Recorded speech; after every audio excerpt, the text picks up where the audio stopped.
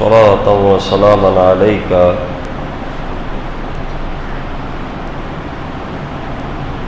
یا سیدی یا رسول اللہ۔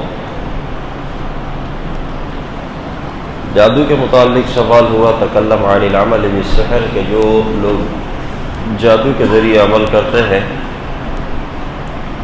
تو فرمایا کہ العمل بالسحر حرام، کہ جادو کے ذریعے سے عمل کرنا یہ حرام ہے۔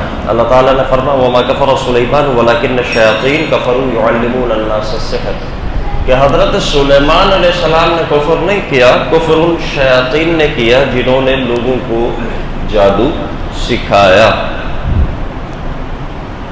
جادو ویسے تو حرام ہے، اور اگر بد اعتقادی آ جائے تو پھر کفر بھی ہو سکتا ہے، لیکن عام جو ہمارے جادو سے ہٹ کر ایک بات ہے، جادو ہو یا اس کے علاوہ یہ جو ہمارے یہاں وظائف وغیرہ ہوتے ہیں، تو یہ وہ وظائف کہ جو وہ جملہ جو شرک پر مبنی ہو اس کا استعمال بھی شرک ہوگا اگر جان بوجھ کر ہو۔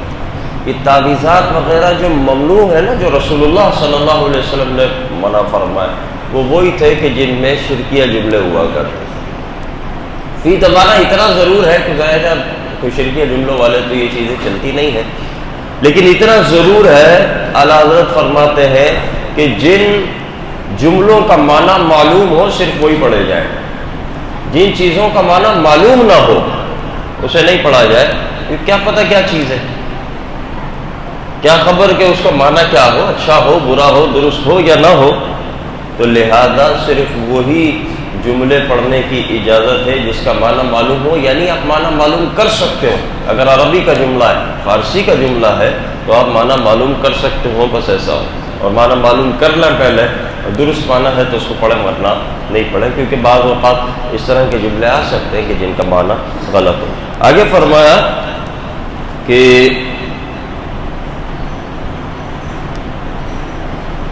تکلم عن صفت کلام للہ تعالی، ہمارے پاس کیونکہ وقت کم ہے تو پہلے اللہ تبارک و تعالیٰ کے ذات و صفات سے متعلق جو جملے ہیں، جو وہ ہیں سوالات، اس کو لے لیا جائے۔ اللہ تعالیٰ کے کلام کی جو صفت ہے اس کے بارے میں عقیدہ کیا رکھنا چاہیے کہ اللہ کا کلام نازل ہوا، اللہ نے کلام فرمایا، حضرت موسیٰ سے کلام فرمایا، حضور پاک علیہ السلام سے کلام فرمایا، تو فرمایا اللہ یتکلم، اللہ کلام فرماتا ہے، لا ککلامنا، لیکن ہمارے کلام کی طرح نہیں ہوتا۔ اللہ کلام کرتا ہے لیکن وہ ہمارے کلام کی طرح نہیں ہے۔ کیا مطلب؟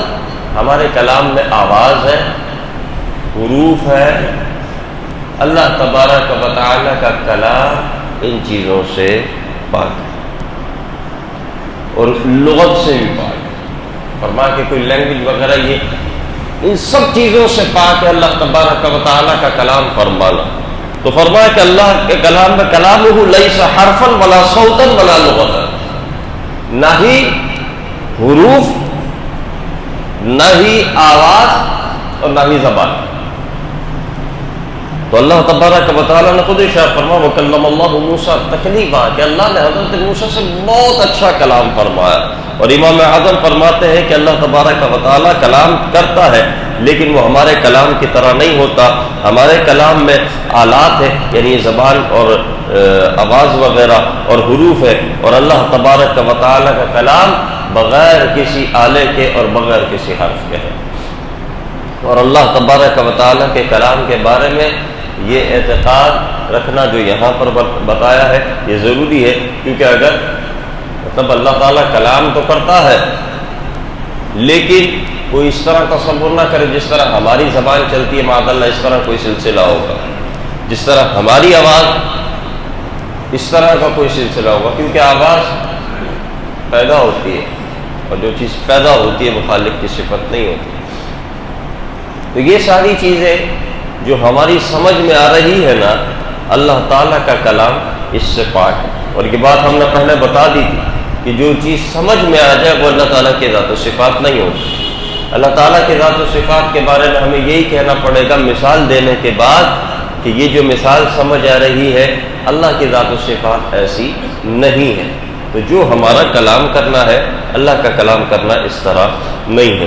ایک بہت اہم سوال، ما معنی قولہ تعالی الرحمن علی العرش استوى، یہ جو اللہ تعالیٰ نے فرمایا الرحمن علی العرش استوى ثم استوى علی العرش، کہ اللہ تبارک و تعالی رحمان عرش پر مستوی ہوا، اس کا معنی کیا ہے؟ لوگ اس کا معنی ظاہری کرتے ہیں، بولا اللہ تعالیٰ جو ہے عرش پر چڑھ کر بیٹھ گیا، بابیہ کے بارے میں جس طرح اس دن میں نے بتایا تھا آپ کو کہ کس طرح یہ جسم کے قائل ہے اور اللہ تعالیٰ کے چڑھنے اترنے کی مثالیں اپنے جسم سے کس طرح یہ دیتے رہے، تو ان کا ماننا یہ ہے کہ اللہ تعالیٰ عرش پر چڑھ کر بیٹھ گئے، یعنی جسامت کے ساتھ۔ وہ کہتے ہیں بھائی اللہ کہہ رہا ہے، تو دیکھو جنہوں نے قرآن سمجھا ہے انہیں چھوڑ کر جب آپ ڈائریکٹ قرآن کی طرف جاتے ہو نا تو پھر یہ بگاڑ پیدا ہوتا ہے۔ ایک شخص جس نے قرآن پڑھا نہیں، اب وہ بغیر استاد کے پڑھنا شروع کرے تو بہت ساری غلطیاں کرے گا، بہت ساری جگہوں پر جو ہے وہ غلطیاں کرے گا۔ اسی طرح بغیر استاد کے جب کوئی سمجھنا شروع کرتا ہے تو اس کا بھی یہی حال ہوتا ہے۔ اللہ تبارک و تعالی کا استوا فرمانا، استوا کہتے ہیں برابر ہو جانے کو، اوپر جانے کو۔ یہ استوا کا لفظ اللہ نے اپنے لیے ضرور استعمال کیا ہے، لیکن یہ متشابہات میں سے ہے اور ہم اس کا معنی وہ نہیں کر سکتے جو عام لوگوں کے لیے معنی کیا جائے گا۔ لیکن یعنی ہم یہ نہیں کہہ سکتے کہ اللہ عرش پر چڑھ کر بیٹھ گیا، اللہ عرش کے اوپر جا کر بیٹھ گیا، کیونکہ اللہ تعالیٰ کی حق میں یہ معنی محال ہے، ناممکن ہے۔ اللہ تعالیٰ ایک جگہ سے دوسری جگہ جانے سے پاک ہے، کسی چیز پر چڑھنے سے پاک ہے۔ چڑھنا آنا جانا یہ جسم کی خاصیت ہے۔ عرش کے اوپر چڑھ گیا اس کا مطلب پہلے نہیں تھا اور بعد میں یہاں سے وہاں منتقل ہو گیا تو اب یہاں نہیں ہے، تو یہ شان کے خلاف بات ہے اور یہ اللہ تعالیٰ کے حق میں محال ہے۔ استوا کا معنی اللہ جانے اس نے کیا کیا ہے، بزرگوں نے اس کا معنی یہی کیا کہ استوا کا معنی اللہ جانے، استوا کا ترجمہ استوا ہی لکھ دیا کہ رحمان نے عرش پر استوا فرمایا جیسا اس کی شان کے لائق، تو معنی ہی نہیں کیا یہاں پر، اور جو لفظوں کے معنی معلوم تھے وہ اللہ تبارک و تعالیٰ کی طرف اس کی نسبت نہیں کی۔ آگے یہاں پر جو جواب دیا فرمایا، امام مالک فرماتے استوا کما وصف نفسہ، اس نے استوا فرمایا جیسا اس کی شان کے لائق ہے۔ اب استوا کا معنی ترجمہ نہیں کر رہے، ولا یقال عنہ کیف، اب یہ نہیں کہا جائے گا کہ کیسے، کیوں؟ وہ جو ہے کیفیت کے بارے میں، اللہ تعالیٰ کی کیفیت کے بارے میں سوال ہی نہیں ہوتا۔ اب اللہ نے عرش پر استوا فرمایا جیسا اس کی شان کے لائق ہے، اب یہ کیسے وہ بلند ہوا، کیسے اوپر چڑھا، کیسے کیا ہوا، ان سب چیزوں کے بارے میں امام مالک فرماتے ہیں کہ سوال نہیں ہوگا۔ کیوں؟ کیونکہ کیفیت یہ مخلوق کی صفت ہے اور مخلوق کی صفات میں سے ہے اٹھنا بیٹھنا، چڑھنا اترنا، آنا جانا، یہ ساری چیزیں مخلوق کی صفات ہے۔ اگر یہی سب خالق کے اندر مان لی تو خالق اور مخلوق میں فرق کیا رہا؟ یہی تو شرک ہے کہ آپ مخلوق کی صفات جو ہے وہ خالق کے اندر مانتے چلے جائیں۔ اور امام قشیری فرماتے ہیں استوا ای حفظ و قہر و ابقا، استوا کا معنی ہے کہ اللہ تبارک و تعالیٰ نے عرش کی حفاظت فرمائی، استوا کا معنی ہے اللہ تعالیٰ نے اپنے صفت جلال عرش پر ڈالی، اور استوا کا معنی ہے اللہ تبارک و تعالیٰ نے عرش کو بقا عطا فرمایا۔ اب یہ معنی ہے کہ عرش کی شان بڑھائی، بس اللہ تعالیٰ نہیں چڑھ کر بیٹھ گیا۔ وفرما ولا يجوز اعتقاد انه جالس على العرش، ہرگز یہ عقیدہ نہیں ہونا چاہیے کہ اللہ تعالیٰ معاذ اللہ عرش پر چڑھ کر بیٹھ گیا۔ کیوں؟ کیونکہ یہ یہودیوں کا عقیدہ تھا۔ کس کا عقیدہ تھا؟ یہ یہودیوں کا عقیدہ تھا۔ آج کلمہ پڑھنے والے یہ عقیدہ لیے بیٹھے، عرش پر چڑھ کر بیٹھ جانے کا جو عقیدہ یہ تو یہود کا تھا، آج کلمہ گو جو ہے وہ یہ عقیدہ لیے بیٹھے اور اپنے عقیدوں کو یہودیوں کے عقیدوں سے ملا دیا ہے۔ اگر یہ عقیدہ مان لے، یہ نظریہ کر لیں، تو اللہ ہی کے کلام کی جو ہے کا انکار لازمہ ہے کہ فلا تضربوا للہ الامثال، کہ اللہ تعالیٰ کے شان کے لیے کسی چیز کی مثال نہ دو۔ اگر ہم مثال دے دیں گے تو وہ اس آیت کا انکار لازم آئے گا۔ اور مولا علی کرم اللہ وجہہ الکریم فرماتے ہیں ان اللہ خلق العرش، اللہ تعالیٰ نے عرش کو پیدا فرمایا ہے اظہارا لقدرتی، اپنی قدرت کے اظہار کے لیے، ولم یتخذ مکانا لذاتہ، عرش کو کوئی اپنا گھر نہیں بنا لیا۔ مولا علی فرماتے ہیں اللہ تعالیٰ نے عرش اپنا گھر بنانے کے لیے پیدا نہیں کیا کہ وہ عرش کے اوپر جا کر کے جو ہے وہ جلوہ فرما ہو جائے، بلکہ اپنی قدرت کے اظہار کے لیے اللہ تبارک و تعالی نے عرش پیدا فرمایا ہے۔ اس کے بعد فرمایا ما معنی قولہ تعالی لم یلد ولم یولد، لم یلد ولم یولد کا معنی کیا ہے؟ فرمایا اس کا معنی یہ ہے کہ اللہ تبارک و تعالی مادیت اور انحلال سے پاک ہے۔ کیا مطلب؟ ایک چیز سے کوئی چیز بنانی ہوتی ہے نا، تو پہلی چیز کو کہتے ہیں اس کا مادہ۔ انسان کا مادہ کیا ہے؟ اگر ویسے دیکھیں ظاہر اعتبار سے تو پانی ہے، اور حقیقی اعتبار سے دیکھیں تو مٹی ہے، کیونکہ مٹی سے انسان کو بنایا گیا، پانی کے قطرے سے انسان کو بنایا گیا۔ تو یہ مٹی اور یہ پانی یہ انسان کا مادہ ہے کہ جس سے انسان بنا ہے۔ اور ایک انحلال ہوتا ہے کہ کسی چیز میں مکس ہو جانا۔ فرمایا اللہ تعالیٰ مادیت سے بھی پاک ہے اور انحلال سے بھی پاک ہے۔ نہ ہی اللہ کسی شے کے ساتھ ملتا ہے، نہ ہی کوئی شے اللہ کے ساتھ ملی ہے، نہ ہی اللہ کو کسی چیز سے پیدا کیا گیا ہے، کسی مادے سے، نہ ہی اللہ کی ذات کسی چیز میں مل کر اور اللہ نے اس طرح کسی کو پیدا کیا ہے۔ وہ خالق ہے، لم یلد ولم یولد، نہ ہی اس کے لیے کوئی مادہ ہے کہ جس چیز سے اسے بنایا گیا ہو، نہ ہی وہ کسی ذات کے لیے مادہ ہے کہ اس سے کسی چیز کو بنایا گیا ہو۔ تو فرمایا نہ ہی وہ کسی شے سے اس طرح ملا ہے، نہ ہی کوئی شے اس سے ملی ہے اس طرح۔ امام جعفر صادق فرماتے ہیں من زعم ان اللہ فی شیء او من شیء او علی شیء، جس نے یہ گمان کیا کہ اللہ تبارک و تعالی کسی شے میں ہے، کسی شے سے بنا ہے، کسی شے پر ہے، فقد اشرک، اس نے شرک کر دیا۔ کہ اللہ تبارک و تعالیٰ کی اس طرح کی کسی بھی کیفیت کو ذکر کرنا کہ اللہ کسی شے سے پیدا ہے، یا اللہ سے کوئی شے پیدا ہے، یا اللہ کسی شے کے اندر آ گیا، کسی شے کے اوپر آ گیا، فقد اشرک، امام جعفر صادق فرمایا کہ اس نے شرک کیا۔ پھر فرماتے ہیں ردت، یہ جو ہم کہتے ہیں نا مرتد ہو جانا، کہا کہ ردت کسے کہتے ہیں اور ردت کی کتنی قسمیں ہیں۔ ردت کہتے ہیں مرتد ہو جانے، فرمایا ردت کی 3 قسمیں ہیں، اور ردت کا معنی یہ ہے کہ اسلام لانے کے بعد دوبارہ کفر کرنا ہوتا نا، کہ روزہ رکھنے کے بعد توڑ دینا، تو اسلام لانے کے بعد اسے ختم کر دینا اور دوبارہ کفر کی طرف چلا جانا۔ فرمایا 3 قسم کا ہوتا ہے، ایک قولی ہوتا ہے، ایک فعلی ہوتا ہے، اور ایک اعتقادی ہوتا ہے۔ قولی کیا ہے؟ کمثبت اللہ بالانبیاء بالاسلام ولو فی حاقۃ الغضب، کہ اللہ تعالیٰ کی شان میں گستاخی کرنا، اللہ کے رسول کی شان میں گستاخی کرنا، اسلام کی شان میں گستاخی کرنا، یا کسی بھی ضروریات دینی کا انکار کرنا، اگرچہ حالت غضب غصے میں ہو، لیکن جب بھی زبان سے کوئی ایسا لفظ ادا ہوگا، چاہے غصے میں ہو چاہے مذاق میں ہو، لیکن جو ہے حکم لگے گا اگر کفر کا جملہ استعمال کیا ہے۔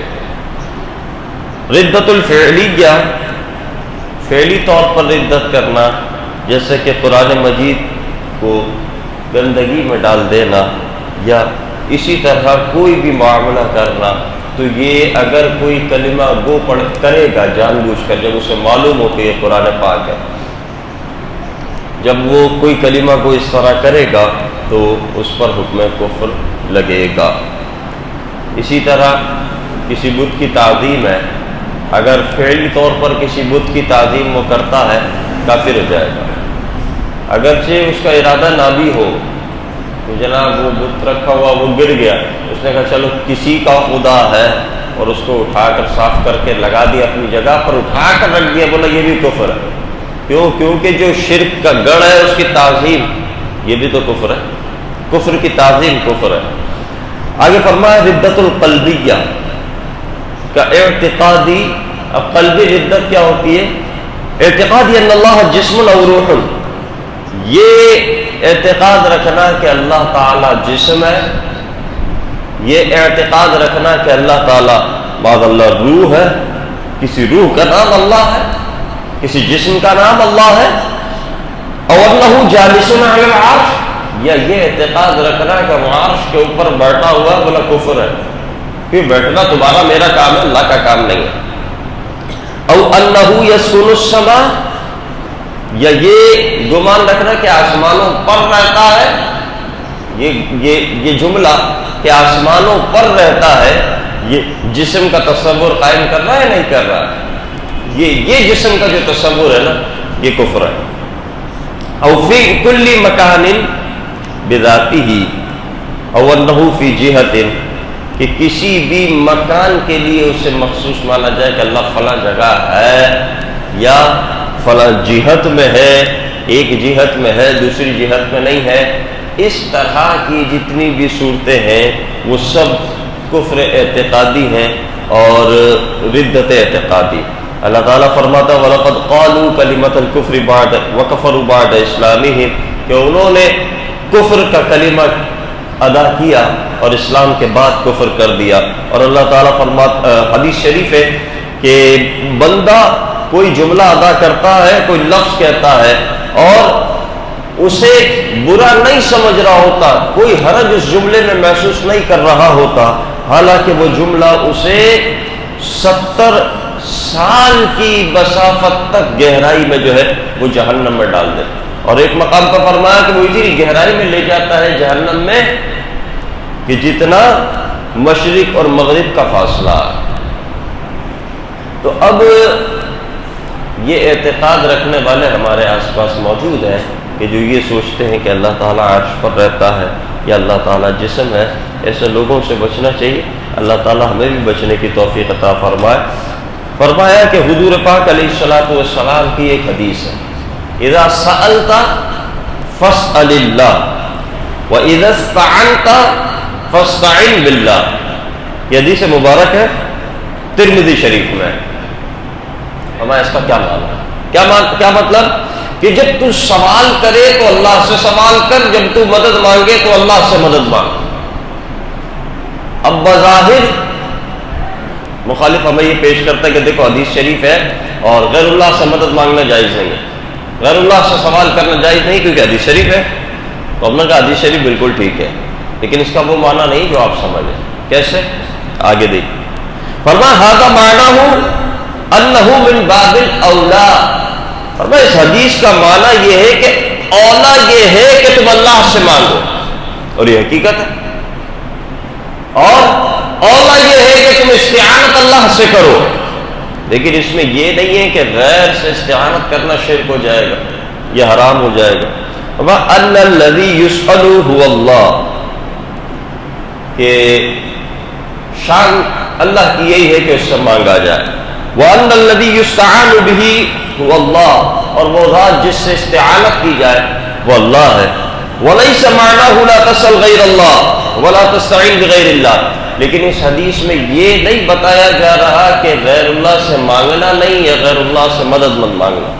اس حدیث شریف میں کہ فرمایا کہ جب تم سوال کرو تو اللہ سے سوال کرو، جب تم استعانت کرو تو اللہ تعالیٰ سے استعانت کرو۔ تو فرمایا کہ افضلیت اسی میں، افضل یہی ہے، اور یہ حقیقت میں آپ کو بتا دوں، بہت سے لوگوں کو بلکہ اکثر لوگوں کو یہ پتہ ہی نہیں ہے، وہ سمجھتے ہیں کہ یہ اللہ سے مانگنا اور دوسرے سے مانگنا برابر ہے، ایسا نہیں۔ افضلیت اسی میں ہے کہ آپ اللہ سے مانگیں، اولا یہی ہے کہ آپ مدد اللہ سے مانگیں۔ ہاں دوسری چیزیں جائز ہیں، کوئی مخالف کھڑا ہو کر اس کی مخالفت کرے گا تو ہم اس کو ضرور جواب دیں گے، لیکن اس کا یہ مطلب نہیں ہے کہ اللہ سے مانگنے کو جو ہے ثانوی حیثیت دی جائے اور اللہ والوں سے مانگنے کو اس سے زیادہ ضروری سمجھا جائے، تو ایسا نہیں ہے۔ اللہ سے مانگنا وہ زیادہ اہم ہے۔ یہ جو ہم اس طرح کی باتیں کرتے ہیں نا کہ غیر اللہ سے مانگنا جائز وغیرہ، وہ مخالف کے رد کے لیے کرتے ہیں کہ ایک جائز چیز کو آپ ناجائز کیسے کہہ سکتے ہیں، ورنہ فضیلت اسی میں ہے کہ اللہ سے مانگا جائے۔ وہ میں نے بتایا تھا کہ بعض لوگ تو یہاں تک چلے گا، وہ کہتے ہیں ہم اللہ سے کیوں مانگے، ہم اللہ سے کیوں مانگے، ہم تو اس سے مانگے۔ کفریہ جملہ کہ بندہ رب کے بارے میں کہہ رہا ہے کہ ہم اللہ سے کیوں مانگے، تو یہاں تک کون لے کر گیا؟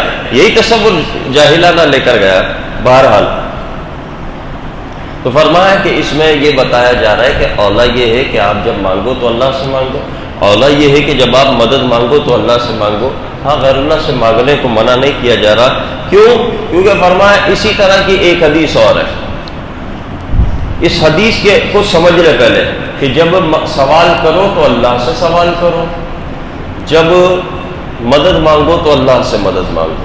ہمیں اسی طرح کے الفاظ ایک اور حدیث میں بھی موجود ہیں، جس طرح یہاں پر افضلیت ثابت ہو رہی ہے وہاں پر تم بھی افضلیت ثابت کرتے ہو۔ وہ کیا ہے؟ لا تصاحب الا مؤمنا، تمہاری دوستی نہ ہو صرف مومن سے، ولا یاکل طعامک الا تقی، اور تمہارا کھانا نہ کھائے مگر متقی۔ اب اس حدیث کے متعلق بتاؤ۔ دیکھو حدیث شریف کہہ رہی ہے کہ تمہاری دوستی صرف مومن سے ہو، تو یہ فضیلت اور اولا ہے کہ تمہاری دوستی مومن سے ہو۔ اس کا یہ مطلب نہیں ہے کہ غیر مومن سے تم دوستی کرو گے، یعنی فاسق سے دوستی کرو گے تو کیا ہوگا کہ تم کوئی گناہ گار ہو جاؤ گے، ایسا نہیں ہے۔ اس حدیث میں افضلیت بتائی جا رہی ہے، اولا حکم بتایا جا رہا ہے۔ لولا یاکل طعامک الا تقی، تمہارا کھانا نہ کھائے مگر متقی، یعنی اس میں یہ نہیں ہے کہ غیر متقی اگر کھانا کھائے گا تو تمہیں گناہ ملے گا، غیر متقی کو کھانا کھلاؤ گے تو تمہیں گناہ ملے گا، ایسا نہیں ہے۔ بلکہ اس میں افضلیت بتائی جا رہی کہ افضل یہ ہے کہ تمہارا کھانا متقی کھائے، اور اگر غیر متقی بھی کھائے گا تو حرج نہیں ہے، افضل یہ ہے کہ تمہارا کھانا متقی کھائے۔ تمہاری دوستی کسی غیر مومن سے یا فاسق فاجر سے بھی ہے تو گناہ نہیں ہے، ہاں افضل یہ ہے کہ تمہاری دوستی مومن سے ہو۔ تو جس طرح یہاں پر یہ معنی ہے، اسی طرح اس حدیث میں ہے کہ تم غیر اللہ سے سوال کر سکتے ہو درست اعتقاد کے ساتھ، ہاں افضل یہ ہے کہ اللہ سے سوال کرو۔